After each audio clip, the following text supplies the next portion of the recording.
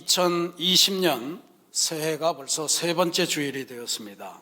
여러분들의 삶에 새해 계획이 잘 자리 잡고 새해의 풍성한 역사를 만들어 가시는 하나님의 은혜가 계속해서 내리시기를 기도합니다. 에릭 프롬이라고 하는 철학자를 제가 자주 말씀을 드립니다. 1970년대, 80년대 대학가의 젊은이들이 아주 매료되었던 그러한 독일의 사상가이자 철학가입니다. 그의 저서 중에 사랑의 기술, The Art of Loving 이라고 하는 책이 있는데 이 책에 아주 재미난 부분이 있습니다. 인류의 삶에 언어가 끼치는 영향이 큰데 역사의 어느 순간부터 영어에서 이 동사 have라고 하는 뭘 가지다 라고 하는 동사가 갑자기 사용 빈도가 늘어나는 지점이 있더라라고 하는 사례를 발견합니다. 이를테면 우리는 머리가 아프다, 배가 아프다, 아프다는 걸 그렇게 표현합니다. 근데 예전에는 영어에서 이렇게 표현을 했나 봐요. I am sick to my head. 이러면 머리 쪽으로 아픔이 온다, 뭐 이런 뜻이겠죠. 그다음에 I'm sick to my stomach. 그러면 배가 아파온다, 배가 아프다 이런 뜻인데 어느 지점부터는 이게 이렇게 되지 않고 내가 두통을 하나 가지고 있다, 내가 복통을 소유하고 있다 이런 식으로 바뀌더라고요. I have a headache, I have a stomachache. 이게 이런 식으로 단어의 사용, 영어가 바뀌더라라고 하는 걸 이분이 발견을 하신 거예요. 이분이 쭉 추적을 하면서 연구를 해보니까 이와 같은 변화가 일어난 것이 18세기, 19세기에 아주 집중적으로 이루어지더라 하는 것을 발견해냈습니다. 18세기, 19세기가 어떤 시대냐? 이건 영국에서 산업혁명이 일어나고 나서 전 세계적으로 자본주의가 정착되기 시작하던 시절입니다.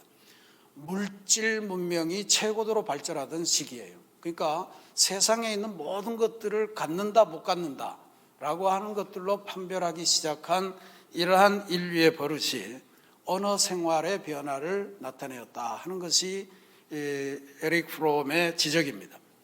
그리고 그는 또 다른 저서 소유냐 존재냐 하는 책에서는 인생의 유형을 소유형과 존재형으로 분류합니다.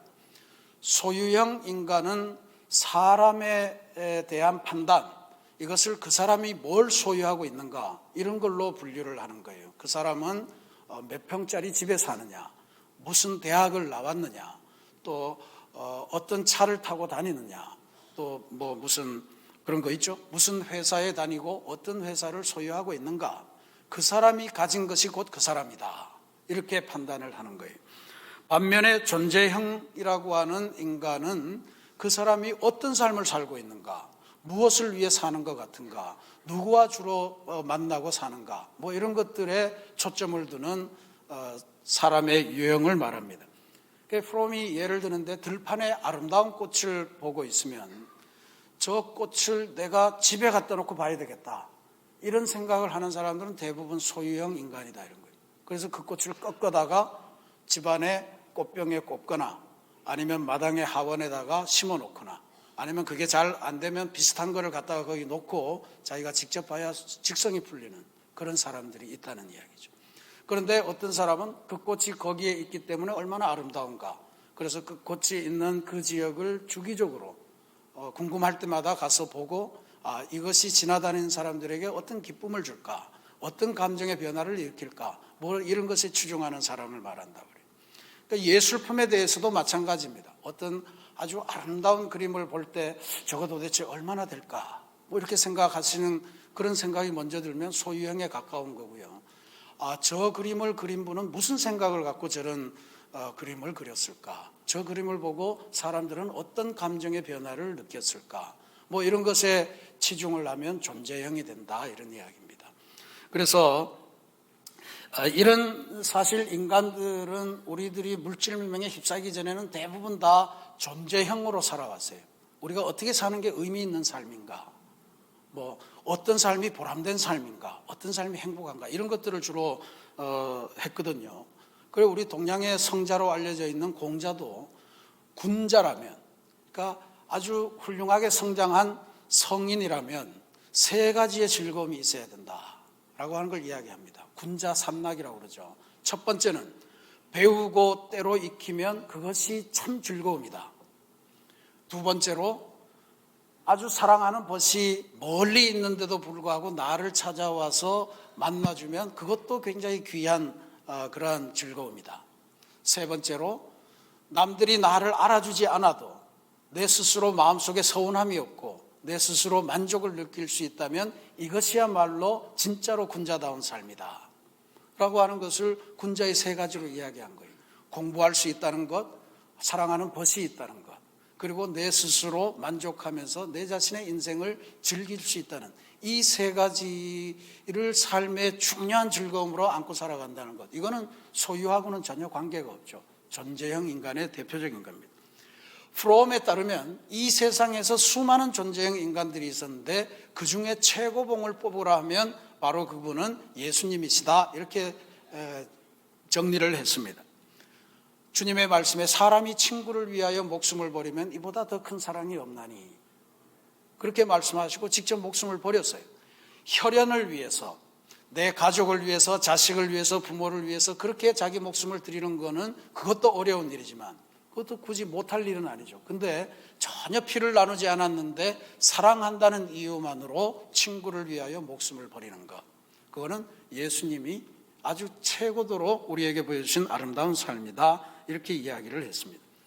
그러니까 우리가 이 주연절을 보내면서 주님의 복음서를 묵상하고 주님의 삶을 보면서 우리의 삶을 되돌이켜보는 것, 이건 대단히 귀중한 영적인 그러한 시간이다, 이렇게 봐서 여러분들 이번 설날에도 복음서를 가까이 하면서 주님은 어떻게 사셨을까? 주님은 어떻게 생각하셨을까? 주님은 무엇을 기뻐하셨을까? 주님은 무엇에 분개하셨을까? 이런 것들을 잘 따지셔서 여러분 인생의 가치를 존재형으로 변화시켜가는 그런 역사가 있기를 바랍니다. 오늘 제가 설교 제목을 풍성한 인생이라 이렇게 잡았습니다. 올해 우리 교회 표의 한 중요한 축이기도 합니다. 근데 우리가 계속해서 소유형, 물질 문명의 사회를 살아가다 보니 소유형으로 우리도 어느덧 모르게 그렇게 변해 있어요. 그러니까 소유형 인간이라고 하는 관점에서 풍성한 인생, 이렇게 보면 내 삶에 뭔가 소유가 더 많아지고 우리 집안의 소유가 더 확대되고 이러한 것으로 자연스럽게 해석하게 됩니다. 여러분이 나빠서가 그런 게 아니고 인지상정입니다. 그런데 과연 성서적으로도 이것이 맞는 이야기일까 하는 것은 우리가 질문을 해봐야 됩니다.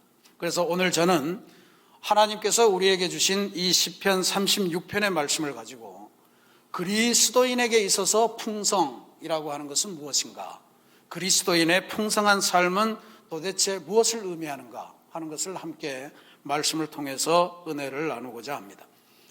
오늘 우리가 봉독한 시편 36편은 그 앞에 보면 다윗의 시라 이렇게 되어 있습니다. 다윗의 작품이라는 거죠. 근데 다윗은 우리가 알다시피 통일 이스라엘을 건립한 초대 왕입니다. 근데 이스라엘을 전체적으로 다 통일했고 그만한 영토를 누린 적도 없었고, 근데 이스라엘뿐만 아니고 그 주변 나라들도 다 다윗의 군사력을 무서워했어요. 그래서 다 다윗에게 조공을 바치고 이러면서 평화롭게 살자 이렇게 요청을 하던 시기였습니다. 그러니까 근동사회에 다윗의 권세에 도전할 수 있는 사람이 없었다는 이야기예요.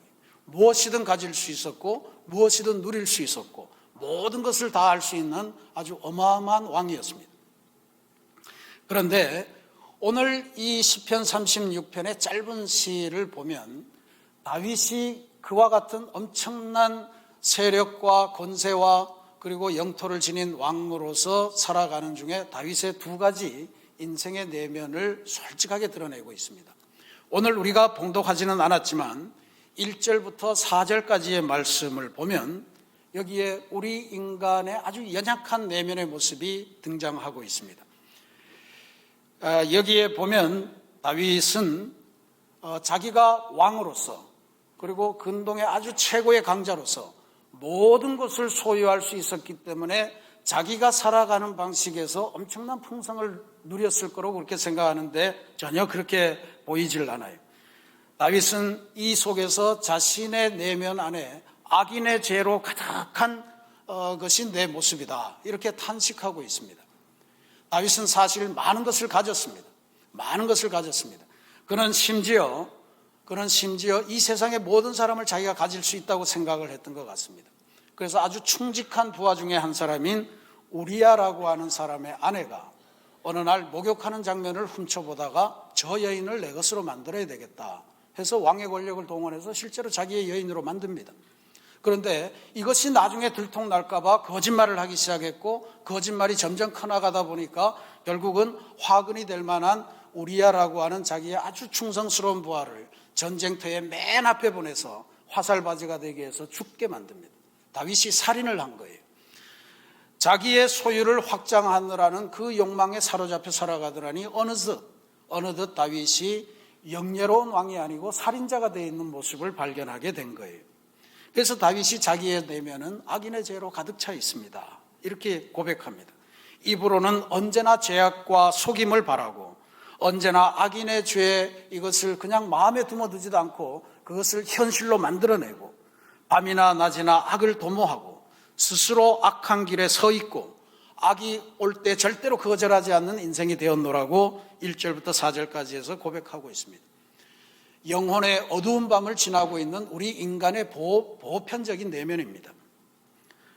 시편 시인은 1편에서 악인의 꾀를 따르고 죄인의 길에 서고 오만한 자의 자리에 앉아있는 그 모습을 악인의 모습이다, 복되지 못한 모습이다 이렇게 이야기했는데 지금 왕이 되어서 끝없는 소유욕에 사로잡혀 있는 다윗의 모습에게서 바로 그런 추악한 인간의 모습을 보고 있습니다. 정말로 중요한 거는요, 모든 것을 다 소유할 수 있고 모든 것을 다 명령할 수 있고 모든 것에서 권력을 다 추구할 수 있는 왕의 자리에 있었지만 어느 곳에도 다윗은 자기의 인생을 보면서 내가 정말로 풍요롭다, 풍성하다 이런 고백을 하지 않는다는 이야기예요. 오히려 그의 내면이 죄로 가득 차 있습니다. 이 죄를 어떻게 할까요? 소유라고 하는 것이 그에게 풍성을 가져다 주는 길이 아니고 오히려 그를 죄인의 길로, 악의 길로 만들어가는 인도자에 불과하다라고 하는 탄식을 하고 있는 모습을 발견하게 됩니다. 그런데 5절부터 9절까지는 완전히 또 다른 다윗의 내면을 하나 볼 수가 있습니다. 이 진짜로 같은 사람 안에 있는 두 가지가 맞나 싶을 정도입니다. 이 5절부터 9절 말씀 사이에 다윗은 새롭게 희망을 갖고 풍성한 인생으로 나아갈 수 있는 어떤 비결 하나를 공개합니다. 그 근거는 바로 하나님입니다. 하나님과 연결되니까 지금까지 내 내면에 죄악만 보였는데 다시 한번 하나님과 연결되어서 보니까 완전히 세상이 달라 보이더라 라고 하는 고백을 하고 있어요. 5절 말씀에 주의 인자하심이 하늘에 있고 주의 진실하심이 공중에 사무쳤으며 이런 고백을 합니다. 이걸 세번역 성경을 보면 이렇게 번역이 되어 있습니다. 주님의 한결같은 사랑은 하늘에 가득 차 있고 주님의 미쁘심, 이 미쁘심은 신실하심이라는 뜻입니다. 주님의 신실하심은 궁창에 사무쳐 있습니다.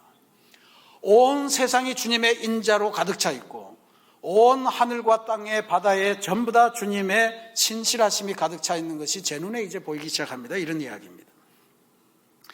온 세상에 하나님의 인자하심과 신실하심이 가득 차 있으니 하나님과 연결되면서 비로소 내가 인생의 풍성함을 누리게 되고 있습니다 라고 하는 고백을 하고 있는 거예요. 그리고 그것이 단순히 풍성한 인생만이 아니고 이것이 나를 구원으로, 영원한 행복으로, 영원한 생명으로 이끌고 있다는 고백도 하고 있습니다. 6절 말씀에 여호와여 주는 사람과 짐승을 구하여 주시나이다. 절대 권력을 가졌던 다윗이 풍성한 인생의 비결로 고백하는 것은 그가 누린 영토가 아니었습니다. 그가 소유한 금은 보화가 아니었습니다. 그가 가지고 있는 수많은 부하들과 군사들이 아니었다는 이야기예요. 그가 아니고 하나님이 그의 인생을 풍성하게 한다라고 하는 것이 다윗의 아주 어마어마한 고백입니다. 오늘 여러분들도 이와 같은 고백을 할 수 있기를 부탁드립니다.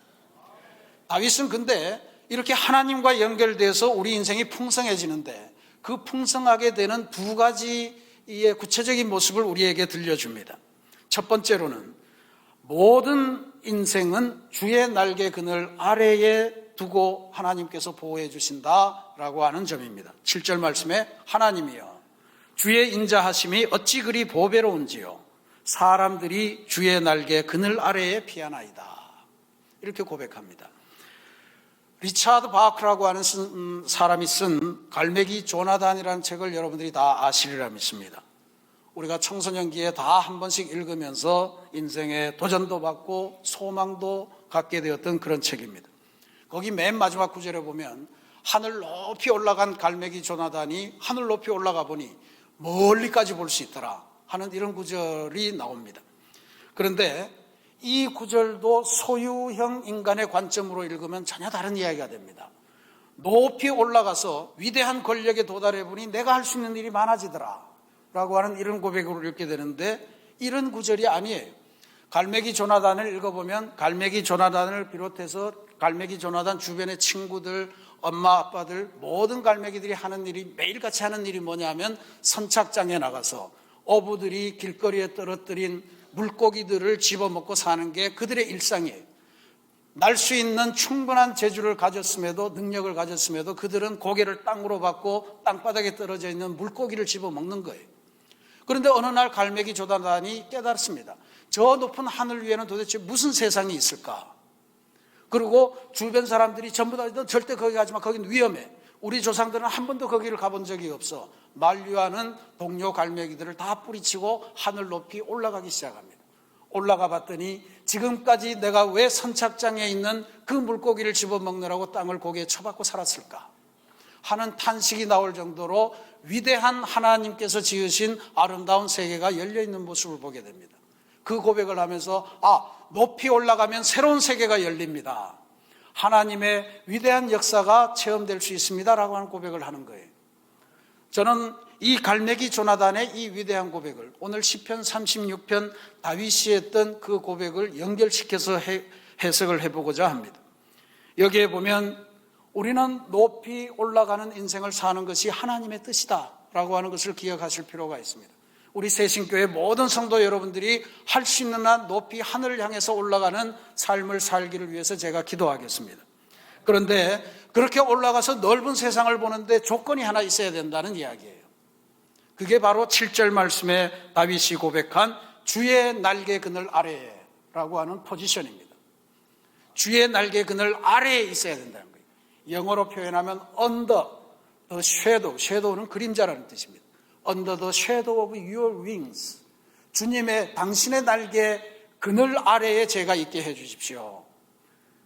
여러분 오늘 우리가 신앙생활을 하지만 자칫하면 우리는 주님의 날개 그늘 아래에 있는 것이 아니고 주님의 날개 위에 올라타서 주님을 종처럼 부리면서 주님 저기로 가시죠, 저기로 가시죠, 저기로 가시죠. 우리가 주님을 종처럼 부리는 그런 신앙생활을 하기가 쉬워요.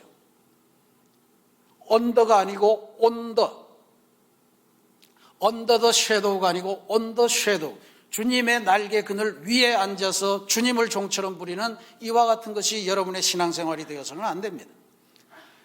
여러분이 주님을 종처럼 부리며 우리의 욕망을 충족하기 위해서 하나님을 이용하시는 어리석은 것이 주님의 날개 위에 거하면서 주님을 이용하는 신앙생활이에요.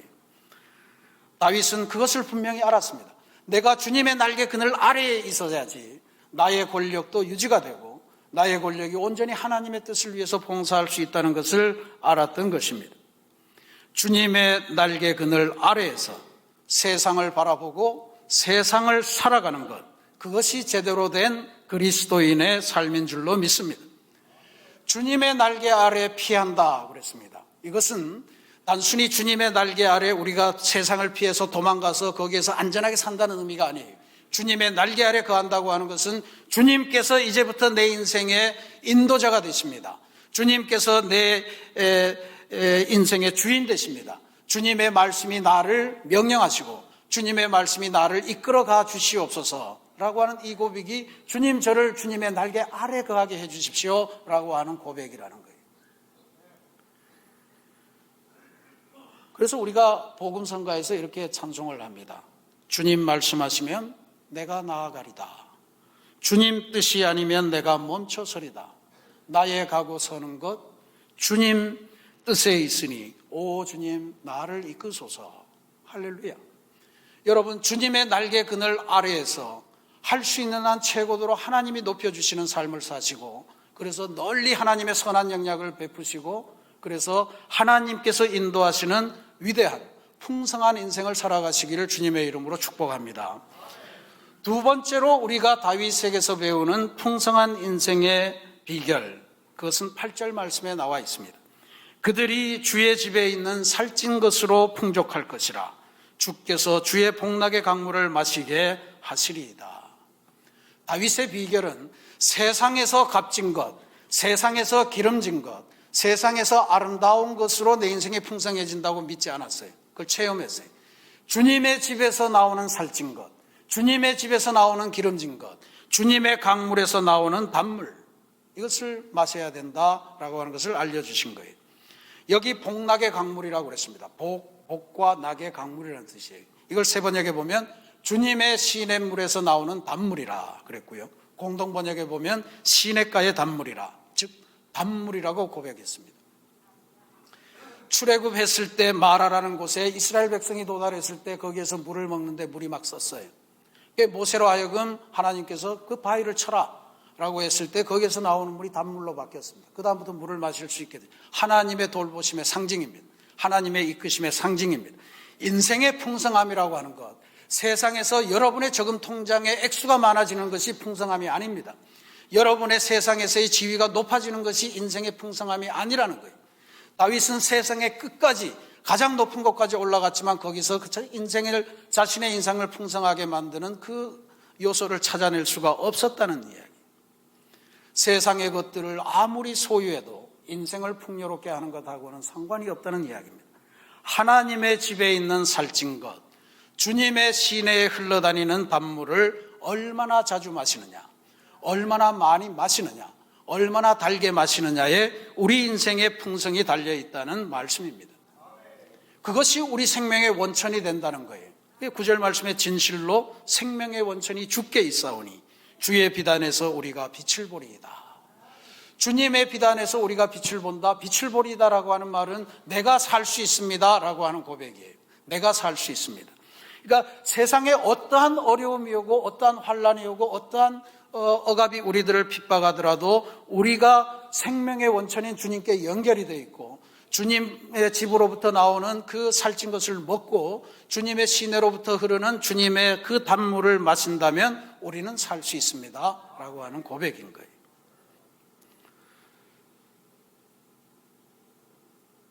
그러니 세상의 소유를 확장하는 일에 여러분의 인생을 다 쓰지 마시기 바랍니다.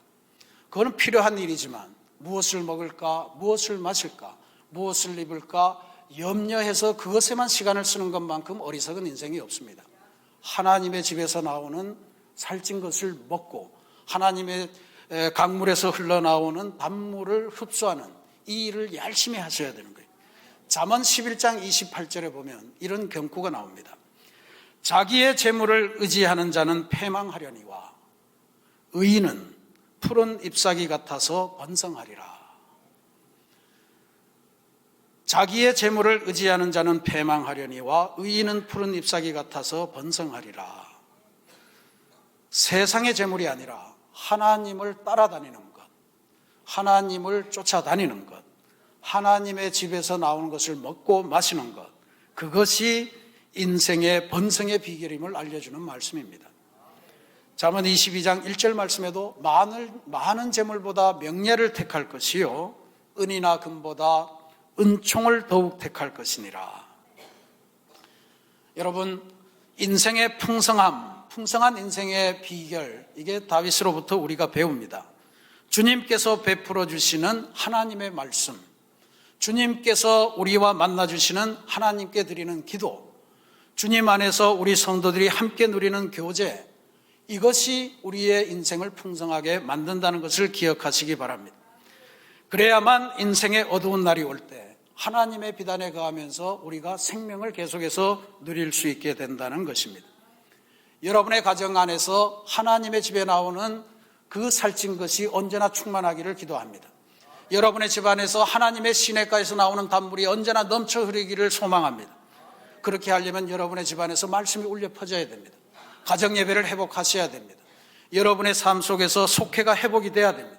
여러분의 자녀를 위해, 여러분의 사업을 위해, 여러분의 인생을 위해, 여러분의 물질을 사용하면서 일천번제를 하시든 감사 예물을 드리시든 하나님께 맡기는 결단을 하며 여러분의 재물로부터 자유한 인생이 되어야 됩니다. 기억하십시오. 우리의 인생도 언젠가는 태산 같은 위협에 처하게 될 겁니다. 험곡 같은 인생의 위기가 찾아올 겁니다. 그럴 때 우리는 어떻게 해야 될까요? 우리가 즐겨 부르는 찬송에는 태산을 넘어 험곡에 가도 빛 가운데로 걸어가면 주께서 항상 지키시기로 약속한 말씀 변치 않네, 그럽니다. 하나님께서 지키신다고 약속했는데 왜 나는 지금 이 모양입니까? 왜 내 사업은 지금 이 모양입니까? 왜 나는 늘 우울합니까? 내 안에 왜 기쁨이 없습니까? 원망하고 탄식하실 때가 있죠. 근데 원망하고 탄식하시기 전에 한 번 더 우리 자신의 삶을 되돌이켜 보셔야 됩니다. 나는 태산이 오고 험곡이 왔을 때 과연 빛 가운데로 걸어갔는가? 빛 가운데로 걸어가고 있는가? 빛 가운데로 걸어가지 않는데 하나님이 돌봐주시겠다고 언제 약속을 하셨어요? 빛 가운데로 걸어가면 주께서 항상 지키시기로 약속한 말씀 변치 않는다고 했습니다. 빛 가운데로 걸어가지는 않고 하나님 대신에 재물을 택한 인생, 그렇게 살아가면서 하나님의 보호를 바라십니까? 이와 같은 인생은 바람에 나는 겨와 같다. 시편 1편의 저자는 그렇게 우리에게 알려줍니다. 무릇 하나님을 따르는 의인의 길은 하나님께서 인정하시고 칭찬하시나 악인의 길은 멸망하리로다. 하나님의 준엄한 심판의 이야기입니다. 사랑하는 우리 새신교회 성도 여러분, 2020년 한 해 동안 주님의 날개 그늘 위가 아니고 주님의 날개 그늘 아래에 거하시면서 주님의 인도하심을 따라 주님께서 가라시는 곳을 다니시는 여러분들이 되시기를 바랍니다. 세상의 것에 현혹되지 마시고 세상의 부를 축적하는 일에 인생을 다 쓰지 마시고 주님의 집에서 나오는 살찐 것, 주님의 강물에서 흘러나오는 단물을 날마다 마시면서 이 살찐 것과 단물에 의지해서 인생을 정말로 하나님 보시기에 풍성한 인생으로 만들어 가시는 그러한 2020년이 되시기를 주님의 이름으로 축원합니다. 같이 기도하겠습니다.